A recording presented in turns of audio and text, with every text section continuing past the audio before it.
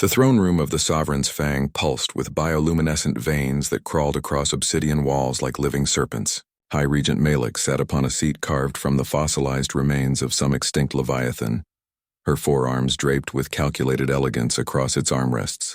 Her scales shimmered between violet and crimson as her mood shifted. A biological warning system that had kept her subjects terrified for 3 decades. Rory Hale stood before her, hands clasped loosely behind his back, his gray uniform bearing the modest insignia of Earth's diplomatic corps. No weapons.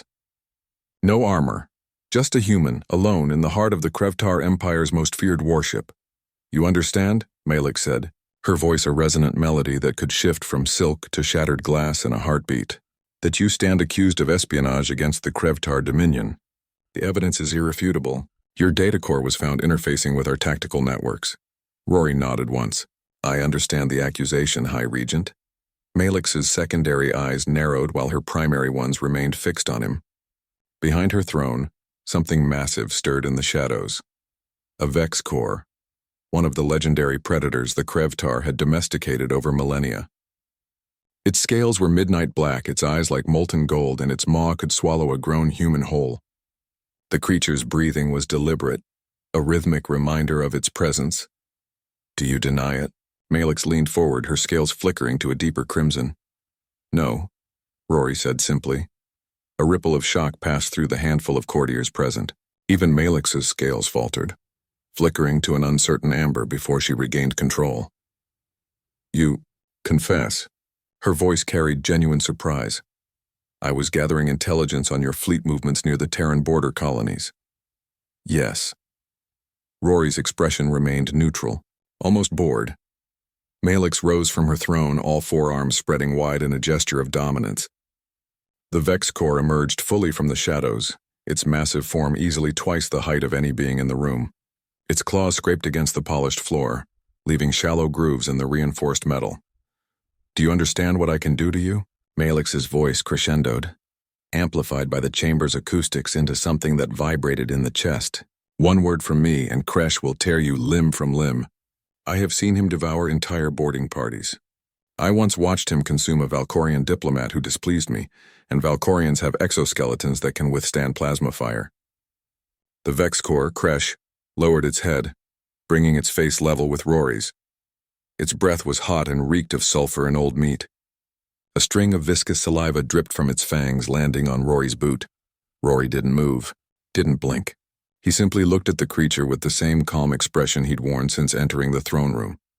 "Why aren't you trembling, human?"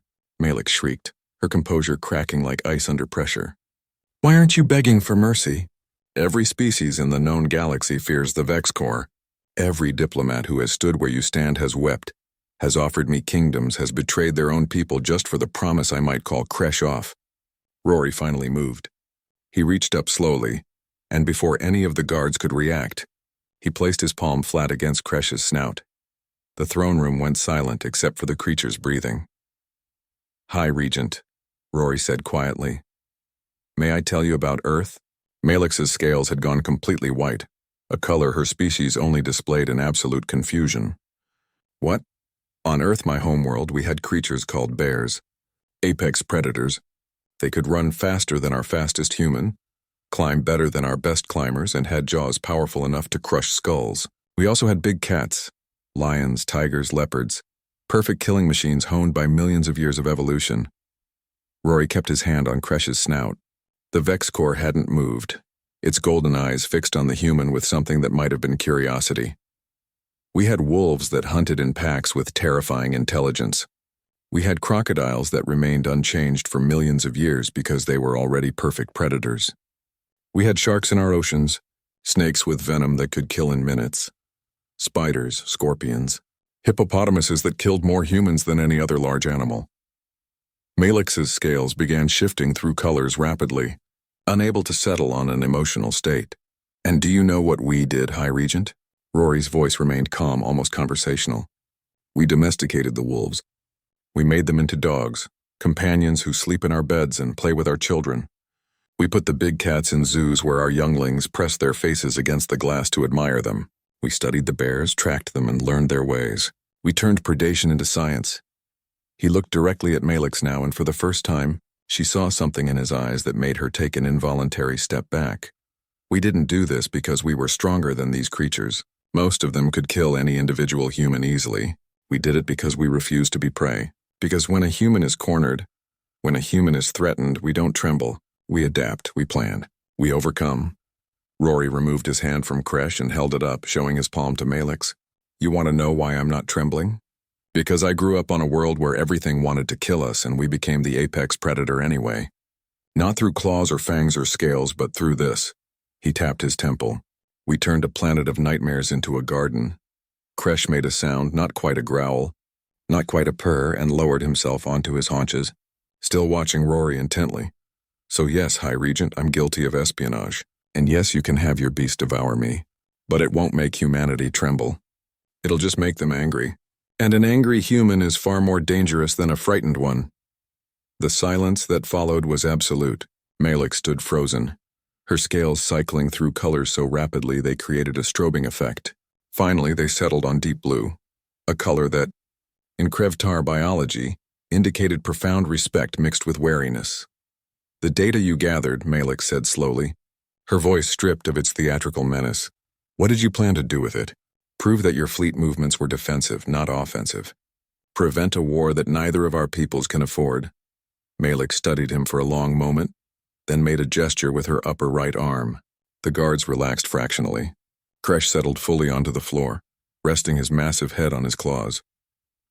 You are either the bravest human I have ever met, Malix said, or the most foolish. Rory allowed himself the ghost of a smile. On Earth, High Regent, those are often the same thing. Malix returned to her throne, her scales now a contemplative silver. You will remain as a guest on my ship while I consider this a conversation. Guards escort Operative Hale to the diplomatic quarters. Ensure he has everything he requires. As Rory was led away, he glanced back once at Kresh. The Vex Core's golden eyes followed him, and if such a creature could look impressed, it did, behind closed doors after the human had left. Malix sat alone with Kresh. The beast approached and lowered his head to her lap, a gesture of affection reserved only for his bonded companion. What do you think, old friend? She whispered, running her upper hands over his scales. Have we been threatening the wrong species all along? Kresh rumbled deep in his chest, a sound that carried neither agreement nor disagreement, but something that might have been respect. Even he, bred for millennia to be the perfect instrument of fear, recognized something in the human that gave him pause. In the diplomatic quarters, Rory Hale sat on the edge of an alien bed and allowed himself finally to exhale.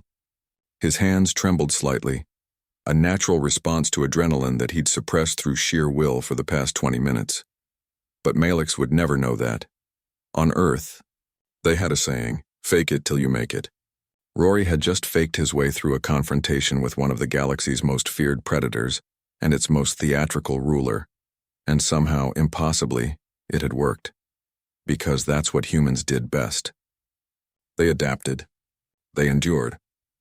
And when necessary, they convinced the universe that they were far more dangerous than they actually were, at least, until they actually became that dangerous, which, given humanity's track record, was only a matter of time.